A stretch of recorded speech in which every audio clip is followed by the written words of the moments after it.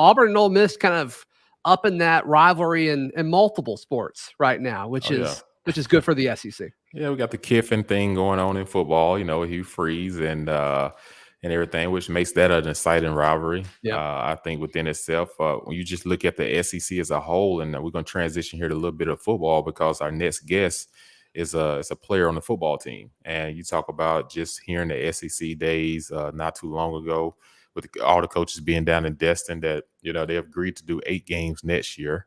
Right. But a lot of people are wondering why not 9 games. And I think it's going to trend towards 9 games. I really do once Texas and Oklahoma is officially in, because you have to go to 9 if you want to keep the rivalry games. If you want to keep the Auburn LSU, the Auburn Bama, the Auburn Georgia, which is 3 of the tough games of any SEC schools. And then all of a sudden you play your rest of your SEC schedule.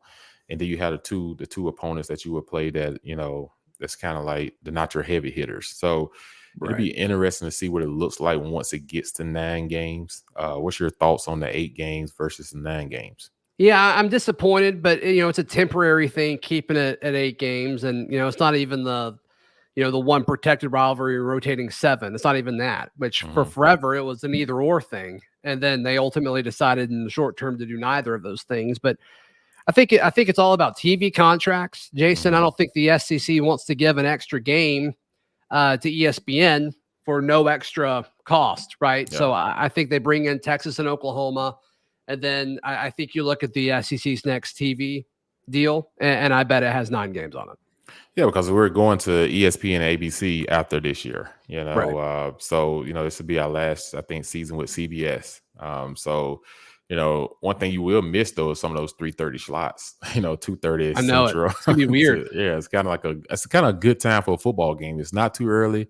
It's not too late. You can get to the game, get home in a decent hour. Oh, give me the night game every time, man. But give me ABC, that night game. ESPN, it's going to be a lot more night games. There's going to be a lot more hotels staying over. So people have to prepare to stay now. You spend a little extra money because you're going to spend money for a hotel room on Saturday nights. Tourism departments probably love this for sure. As a player, which one would you rather play in? Would you rather do the mid-afternoon, the quote-unquote primetime game that we've come to know, or would you rather play at night under the lights? No, I like playing at night under the lights in the jungle. We've had some really great games in Auburn in the jungle at nighttime. What's the best night game you played in? Oh, man, I'd probably say Tennessee game. We played them in 2003 here at home. That was electric atmosphere. Of course, we played Bama in 2003 at nighttime here at home. We've gone on the road. Anytime you play in the LSU at nighttime, it wasn't so much fun then, but the atmosphere is electric. Sure. I think playing Georgia starting at 3:30 in the first half, but when the second half hits, it's dark. So in 2004, I remember the second half playing them at nighttime, and the second half was an awesome thing. Same thing with Bama. We always played them at 3:30, but the second half hits.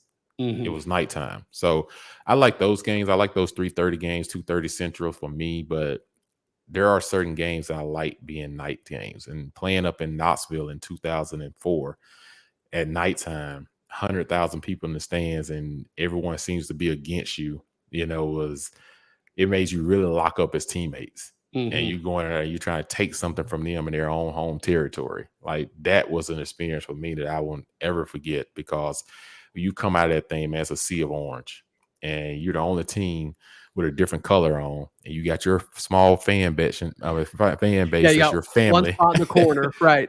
Right, on the corner. And it's you versus everybody mentality. And so, I prefer night games. Yeah.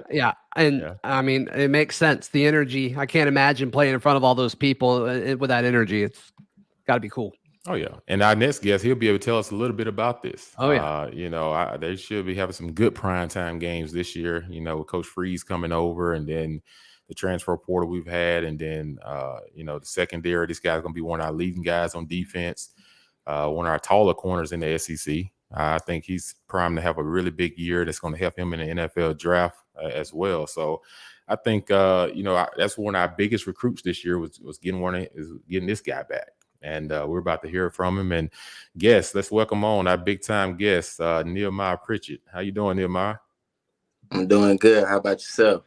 Hey, doing pretty good, man. I got myself on here today as the host of the On to Victory podcast, but Zac Blackerby, who works with Locked On Auburn, he's on here as well. So we'll alternate ask you questions, and then I have a rapid fire questions, 5 of those to end the show that Auburn family want to kind of know a little bit about you.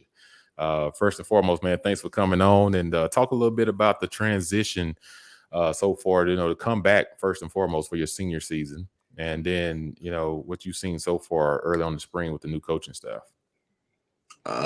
First off, my decision to come back, I text like after the season, I didn't really know what I was gonna do.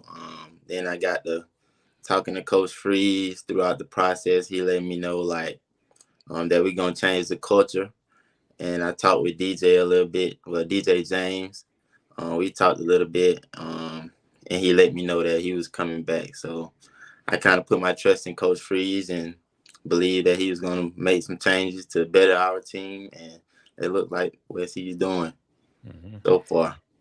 Yeah, Nehemiah, I was down in Mobile for the Senior Bowl that week, and they were shocked. They were shocked that you went back to Auburn, and obviously Auburn folks are very, very excited that you did. But talk about you and DJ's relationship, because I mean, you guys have a chance to be one of the better corner tandems in the conference when it's all said and done this year. I mean, is that kind of y'all's mindset going into the season?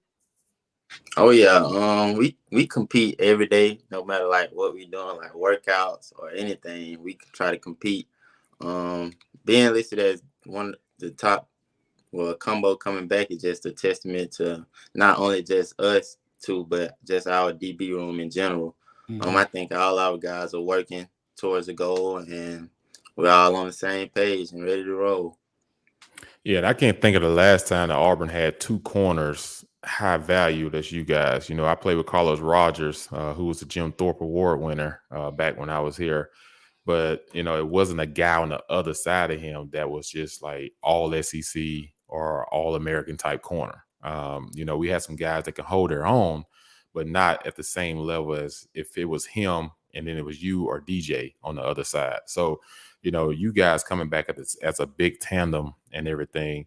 I think that this is really well and works better for both of you guys, because you got to think the last 2 seasons have been kind of some rough years. And then now you get a chance to get a fresh start, and, you get a chance to start it off as well. You get Crime Dog coming back to help with Zac as a DB coach. So now you got a younger coach in Zac that's there, but you also got Coach Crime, who's been in the SEC, been in Auburn before. How have you seen that combination work, and where do you see it's going to take your game to the next level? You definitely learn a lot from both coaches. They have 2 different coaching styles, but we try to meet together as a group and kind of like get everybody on the same page. Like the corners and safeties don't meet in one room. We all meet in one position group, so we're all hearing the same thing, the same terminology.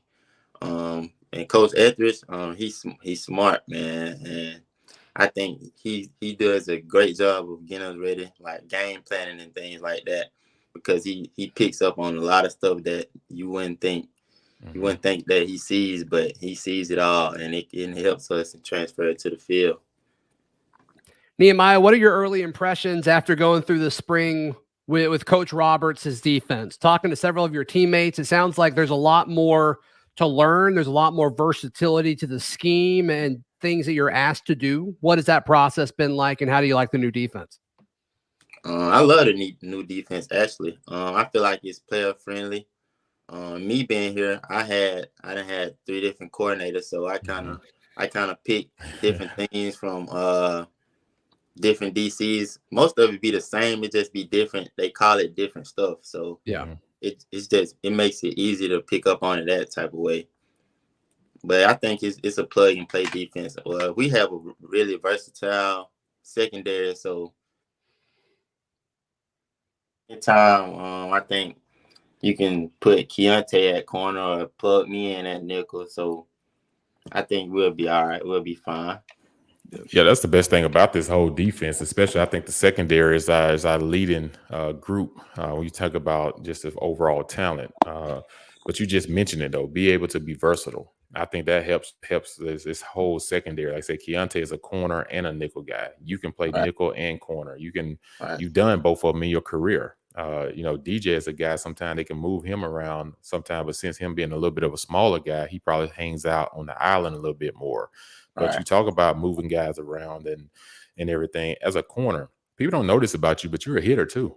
And, you're not afraid of contact. You're not afraid to get in there and get with the big boys. I think that's what separates you when it comes to you getting drafted next year, having a chance to be a high-level draft pick because of that tenaciousness. But what do you think is the best part of your game? Do you like man? Do you like zone? Or what do you feel like you're most comfortable at? Me personally, I like playing man.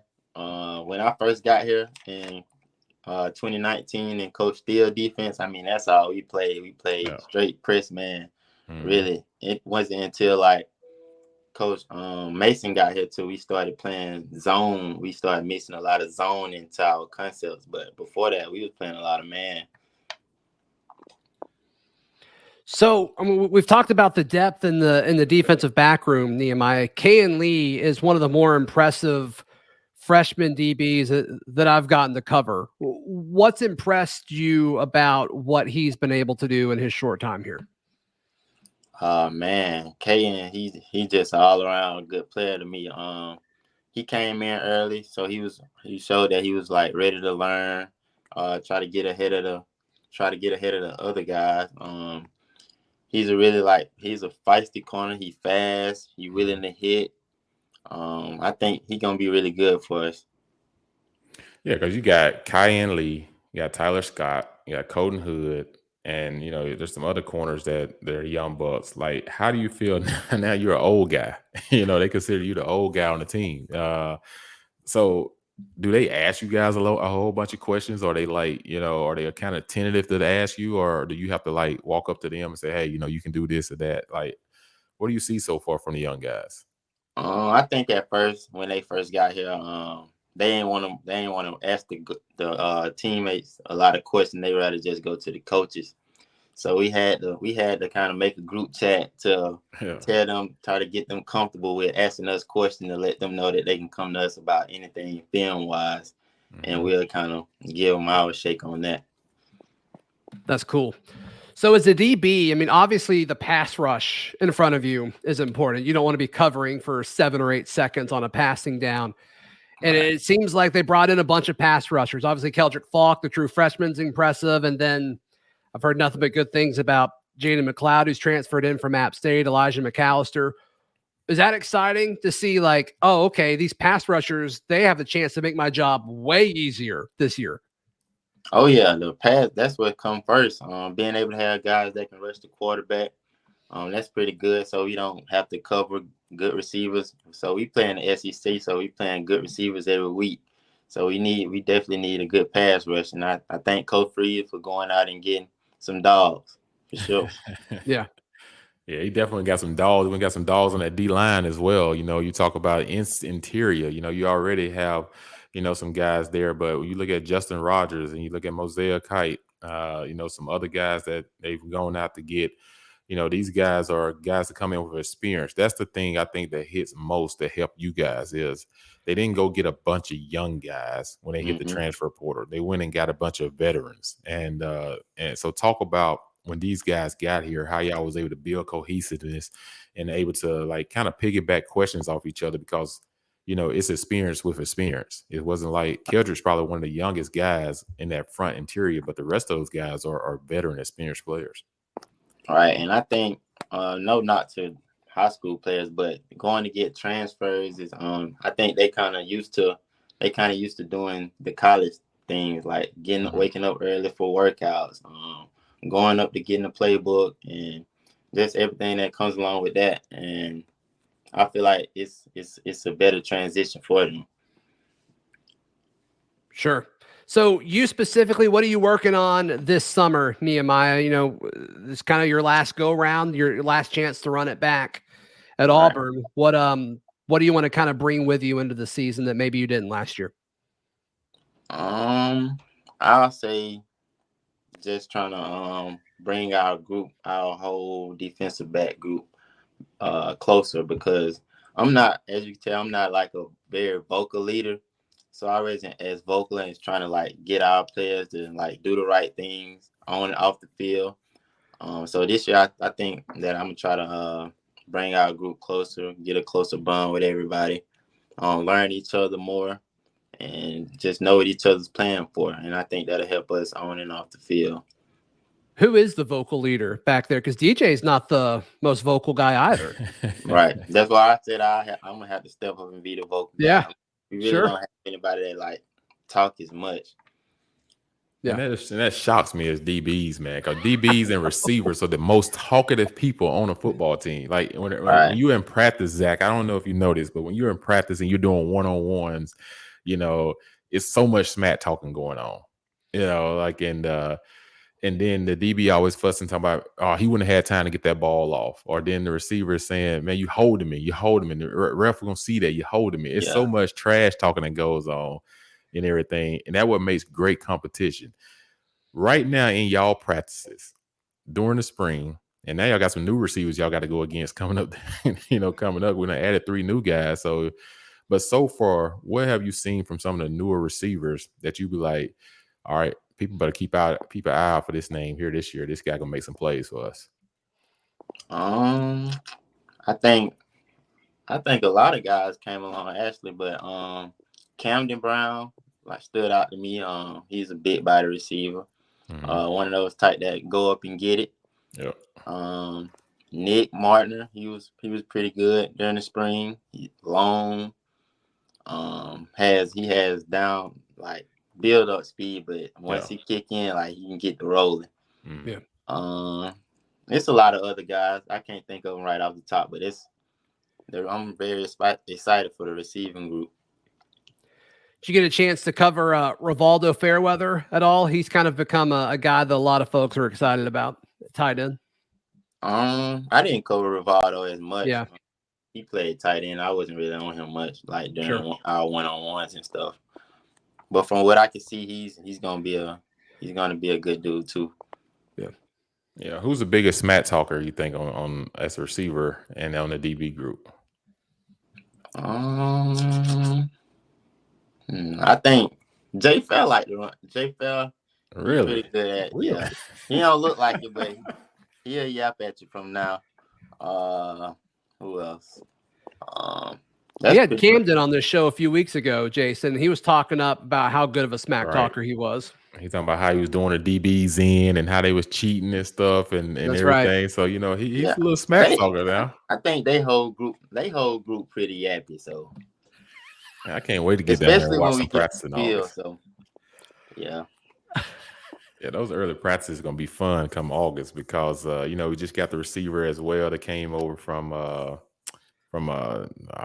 was it Texas, North Texas. So you got the receiver and the linebacker, and that receiver, he's huge. He's strong as well. So I look forward to this team, man. I really think y'all gonna have a really special year. I think y'all gonna surprise a lot of people. People just don't understand when you get the right people in the right place, you get continuity. What it can do for a program. And I'll be the first to say that last 2 years it just wasn't what it needed to be. And but I know we have the right pieces in place. I know you guys got a lot to look forward to. And you get Georgia and Bama at home this year. Is there any games on the schedule that you look forward to playing away from Auburn this year? I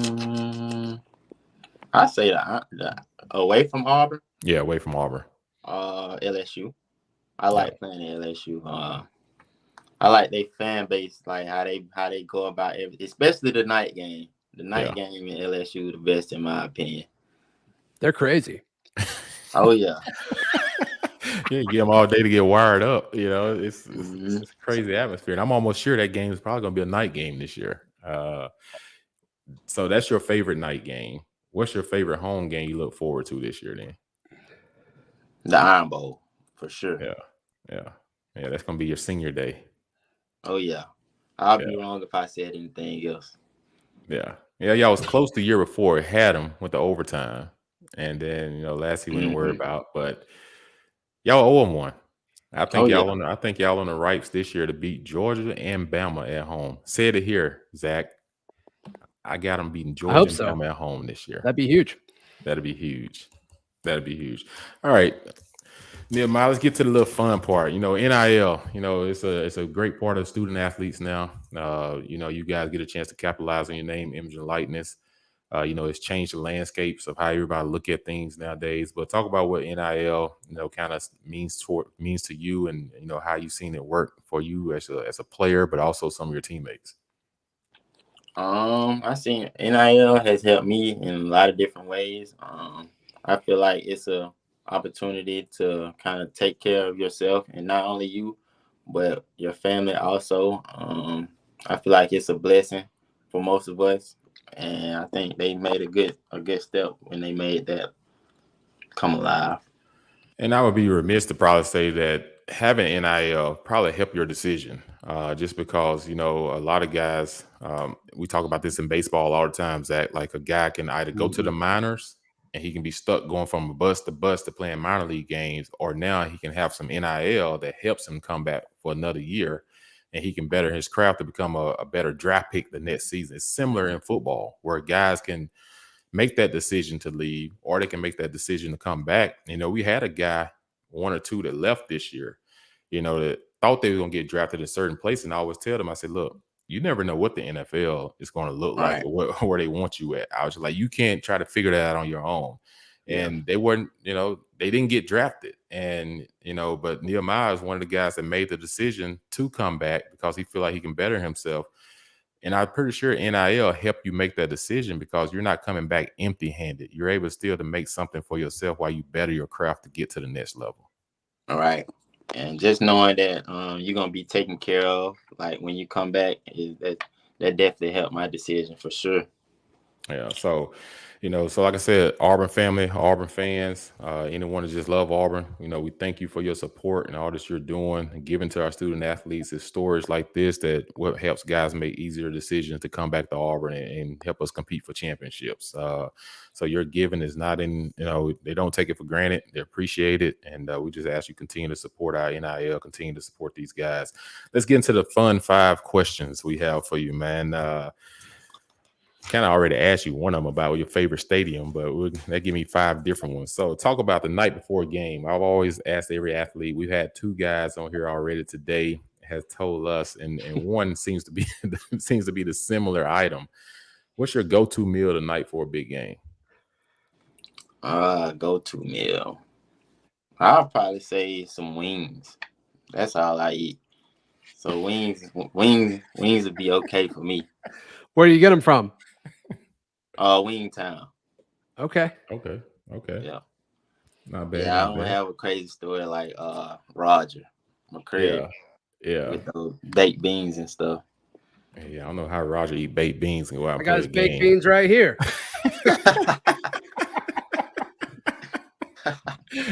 Great timing. All right, Nehemiah, who's one athlete that you looked up to, like growing up watching, admired, inspired you, that you kind of want to take to your game out there? Football wise? Yeah, football wise. I'll probably say Deion Sanders, prime time. Okay. Just the way he went about his game. Seemed like no one could ever just stop him from talking his smack. Like he just was a dialed-in cornerback. He never got beat many times, so that's why he can go on shows and talk crazy how he do now. Yeah. You can back much, it up. It really hadn't changed much, honestly. Right. If I say it just went from the field to the coaching staff. Yep. So, overall, then, because I hear you wanted to answer that question too. Overall, who's your guy? Overall, I'd probably say LeBron James.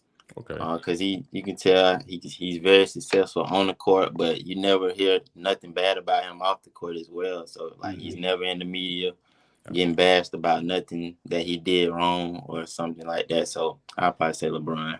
So have you saw the new movie on Peacock? I haven't. Yeah, it's pretty good. I saw it last night. It's a pretty good movie. Next question. The night before a big game, playing against a big time receiver, offense could put up points. What makes you nervous? Well, I wouldn't say nervous. What gives you butterflies the night before a big game? What concerns you the most as a DB? A receiving core that has a bunch of a bunch of dogs. And if we got somebody injured that's a key player that's on like the D line or in the secondary, if we got somebody hurt and like we have to bring up somebody that's not as experienced, but we know he can play, but he's just not experienced as the rest of the guys. So I'd probably say that. What's the number one receiver you look forward to facing this year? I really don't have one really. I'm ready to go for all of them. Gotcha. What's one word that describes you as an athlete? A dog. Yeah, got to be a dog to be a DB, especially on the island by yourself. You rather be on the island or you rather be on the short side? I'll take the island. Yeah, got it. What's your favorite place to eat at in Auburn? Sheila C's. Really? Yep, the burger joint. Okay. That's a good one.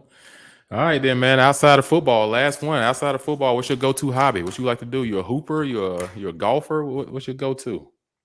I like to ride ATVs. That's my thing.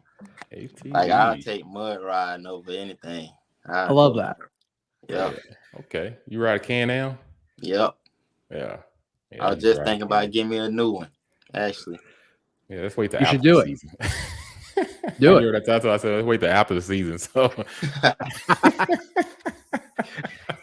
you heard it here first. Let's wait till after the season. So we make sure we got you healthy and whole every game. Oh yeah, I'll be fine. Yeah. Y'all go fishing or something right now. Just go fishing, go play some golf.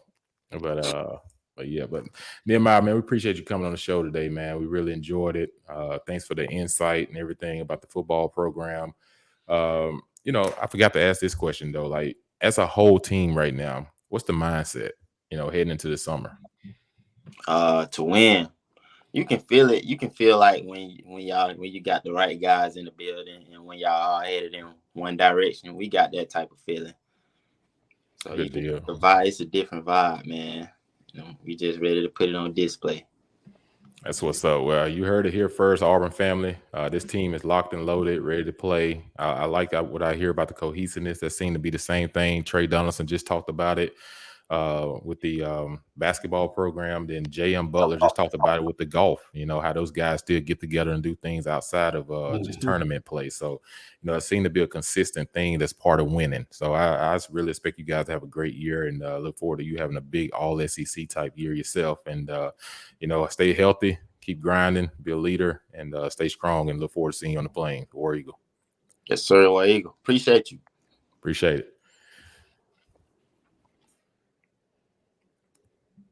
All right, Zac. I tell you what, man. Good stuff. Yeah, really good stuff. I just sitting here thinking like myself, like, man, these guys that we had on today, they all seem to be hungry. You talk about JM talking about, I say, hey, man, how many days do you play golf after the season? Every day. He says every day. Right. That means consistency to him is very important. And that's why he's shooting 69, 68s on average. You talk about Trey Donaldson.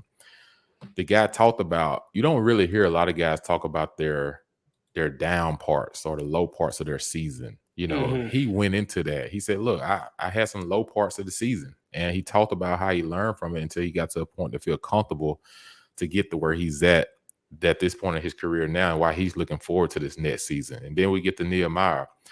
Nehemiah could have left last year. Right. But he realized, like, man, I could probably come back another season. Why leave after 2 years in a row losing when I can come back another season under new staff? Better cohesiveness, not a lot of chatter in the off season. It's more about ball now, and then about everything else that's going on is taken away from the kids. Now you can stay locked and loaded on what you need to stay locked and loaded on. And to him talking about taking that next step to be a leader this year, being more vocal, you need that. As a DB, you got to be able to talk and holler out stuff to each other on the field to make sure that everyone's in the same coverage. So you don't want to bust the coverage because you didn't communicate. And so that is huge that he's accepting that role, which is going to make them better as a secondary. And I do agree with you. I do think Kyan Lee is going to be an X factor this year, some form of fashion, because even as a freshman coming in. Yeah, I mean, his footwork as an 18-year-old is impeccable. I mean, I haven't seen anything like it. But yeah, you're right though. I mean, as far as just the mindset of it, and I don't know if it was you or Nehemiah that said it, but like it certainly feels like everybody's kind of in the right place. Like it feels different, and we haven't really had that feeling in a few years here in the Auburn football program. So pretty cool that everybody that we talk to seems positive about it. And I think that's just kind of what happens when you hire the right guy. And it certainly seems like Hugh Freeze has been undoubtedly the right guy so far. Well, he's hired the right guy for our conference too. You know, this is someone that's been in our conference. It's someone that knows how to recruit first and foremost. Like I tell people, you're not winning if you don't have players. And you got to get out there and recruit with the best of them. And that's where it starts at. And he understands if he's going to win at Auburn, he better have the players. And he's getting out there and he's recruiting his staff from Carnell to Zach to all these guys are recruiting their butts off, man. And it takes a whole team, a whole unit. Yes, Coach Freeze will get a lot of credit for it, but it's that whole group, though, that's busting their tails recruiting. Because I heard this about 2 months ago. Someone that lives in the Birmingham area told me, they said, man, over the last 2 years, no kids in our school or on our football program talks about Auburn. This is in the state of Alabama, talks about Auburn. It all talked about other schools because we fell so far behind in recruiting. And then our program was on a downward spiral because of all the negativity that was going on. And that we wasn't even, if you mentioned to a kid about, hey, man, you want to consider Auburn? They were like, no, man, I'm not. But now they said within a matter of a couple of months, a lot of their kids don't do nothing but talk about Auburn now.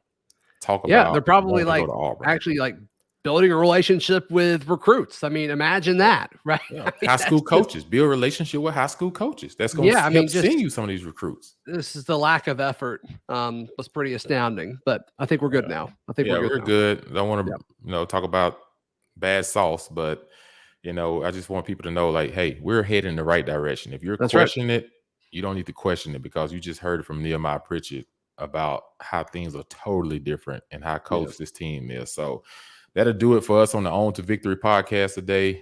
Thanks for everybody for tuning in, listening. Like I said, Zac Blackerby probably put it out on his where can they find you on I know on Twitter they can find you at Z Blackerby. Where can they find you? Z Blackerby. Yep. And then Locked On Auburn, available wherever you get your podcast and on YouTube. Have I been saying Blackberry all day and it's Blackerby? It's okay. I get it all the time. I was like, when my wife and I were getting married, I'm like, you're about to be called Blackberry all the time. I did not see the B right before the Y because on my page I see it real small. I can't even. So I'm seeing Zach. I've been saying Blackberry the whole day. No, it's not a big deal, man. It's Blackerby. Yeah, Blackerby. Okay. It's okay. That's it. Yep. Zac Blackerby will not mess it up again. You heard it here. It's not a big deal. Hey, somebody call you this year and say, hey, Blackberry. I answer to that. It's fine. Hey, but that does it for us on the podcast show here today. War Eagle, everybody. See you next episode.